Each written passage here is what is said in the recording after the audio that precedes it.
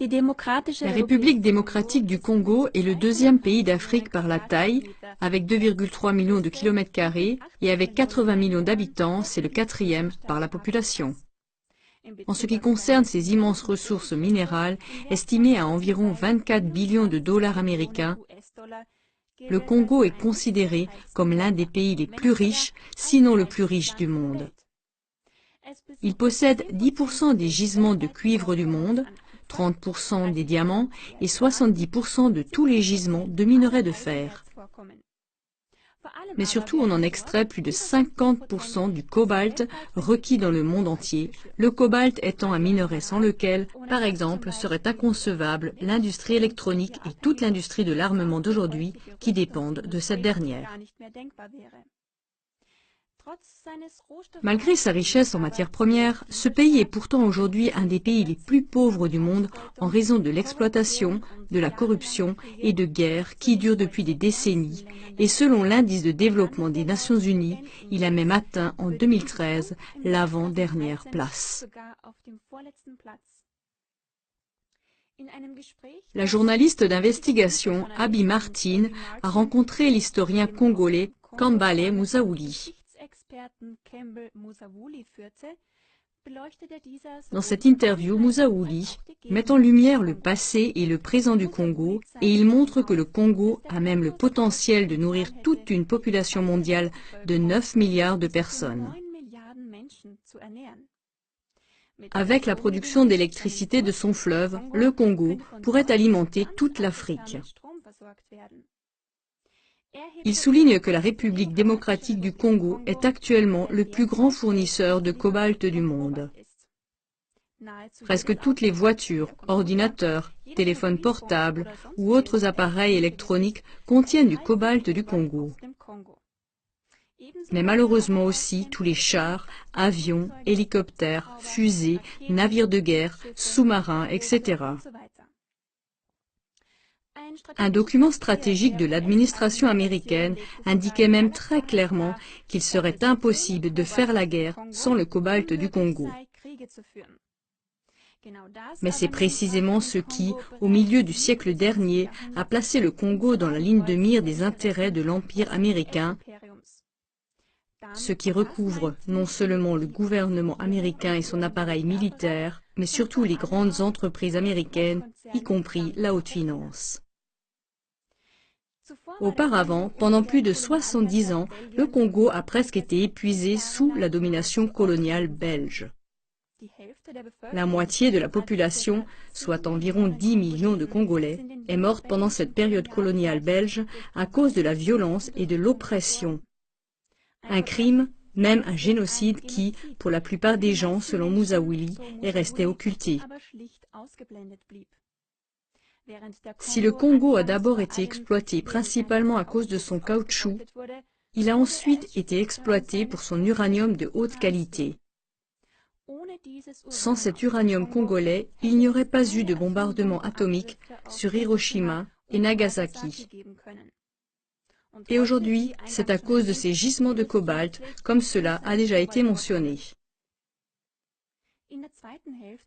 Dans la seconde moitié du siècle dernier, le peuple congolais, après une lutte longue et tenace pour son indépendance, a réussi à se libérer du joug colonialiste de la Belgique et à obtenir son indépendance. La force motrice la plus puissante de ce mouvement indépendantiste a été Patrice Lumumba, le premier Premier ministre démocratiquement élu. L'un de ses principaux objectifs était que les ressources du Congo soient utilisées principalement au profit des Congolais. De lui naquit aussi le plan d'une Afrique complètement libérée et unie, les États-Unis d'Afrique. Le bonheur semblait enfin sourire au Congo. Mais cela ne devait pas se produire. Lumumba a été renversé en 1960 lors d'un putsch initié par les services secrets américains et assassiné peu de temps après action terroriste organisée par des services secrets. En outre, le pays cible est en proie à des troubles sanglants dans le but de renverser son gouvernement et de le remplacer par un gouvernement sous contrôle américain. Avant cela, ce gouvernement légitime est si massivement diabolisé par les médias grand public, non moins contrôlés par les États-Unis, que l'intervention militaire semble justifiée. Jusqu'à présent, la couverture médiatique de ces violations massives des droits de l'homme par les médias n'a pas réussi à susciter une plus grande indignation du public et les États-Unis peuvent poursuivre leur programme sans entrave. Par conséquent, diffusez cette émission encore plus largement afin que la violence et l'oppression qui ont lieu au Congo et dans d'autres pays ne restent pas occultées aux yeux de la majorité des gens.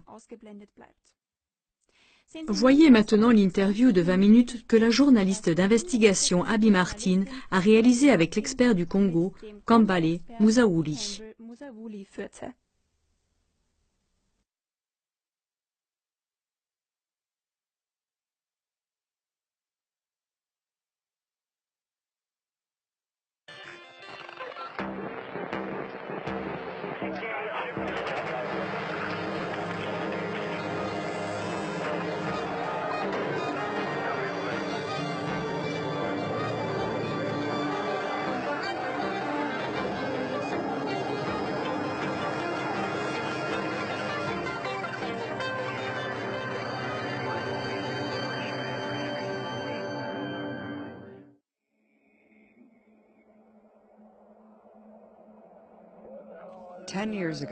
Il y a 10 ans, l'Empire a porté ses regards sur une région rentable du monde, sur le continent qu'il avait autrefois pillé en tant que capitaine de la traite négrière.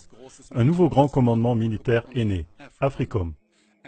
L'AFRICOM comprend 53 pays africains, y compris les îles et tous les océans. Il se compose de 4 composantes principales, toutes avec des noms intéressants. US Army Africa, US Naval Force Africa, US Air Force Africa, US Marine Corps Africa.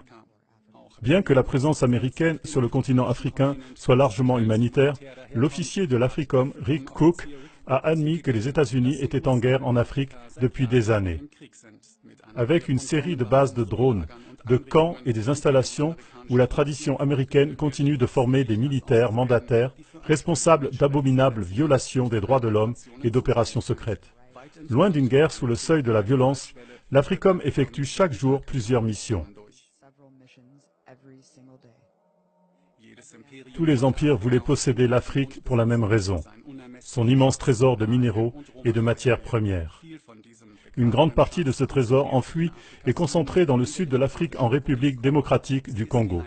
Celui-ci compte 80 millions d'habitants, 250 groupes ethniques et plus de 700 langues et dialectes différents. Avec ses minéraux non exploités, il est considéré comme le pays le plus riche du monde, avec des réserves de 24 billions de dollars. Le Congo possède 10% du cuivre mondial, 30% des diamants et 70% du fer et produit plus de 50% du cobalt mondial. Parmi les Congolais qui risquent littéralement leur vie dans les mines de cobalt, des dizaines de milliers sont